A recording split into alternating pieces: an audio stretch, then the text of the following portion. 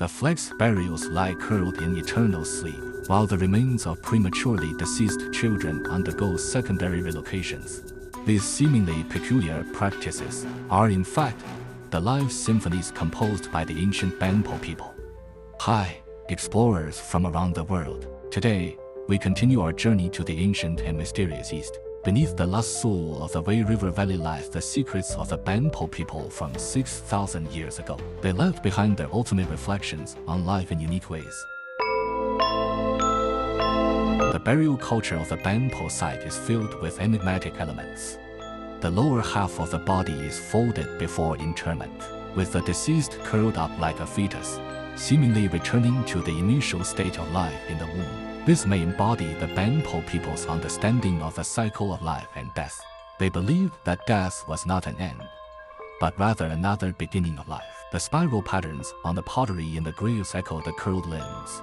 The spirals resemble whirlpools in water, serving as abstract expressions of life energy. The BANPO people believed that through the spiral contraction of the body, the soul could break free from material constraints and enter an eternal cycle of energy.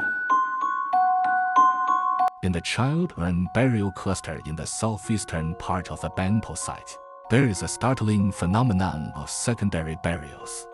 In urn W3, the positions of the child's skull and limb bones have been altered, indicating that the remains were once disassembled, dried, and then recollected. The urn lids feature small holes less than 3 centimeters in diameter, which are not mere design elements. In the BANPO belief system, these holes served as portals for the child's soul, allowing it to freely traverse the realms of yin and yang, enabling rebirth. The BANPO burial customs exhibit a peculiar quantum-like thinking. In burial M17, the pointed bottom vase buried with the deceased contained both millet and bone ash, a material superposition metaphorizing the conservation of life energy. The BANPO people used burials to transcend the boundaries of life and death, exploring the mysteries of existence. The orientation of the burials also holds profound significance. 87% of the flexed burials face northwest, directly toward the Kunlun Mountains, a region associated with death worship.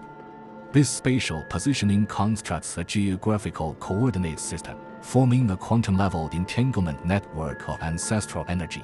We discover that the BANPO people, 6,000 years ago, had already grasped the essence of life and death. It is merely the transformation of energy across different dimensions.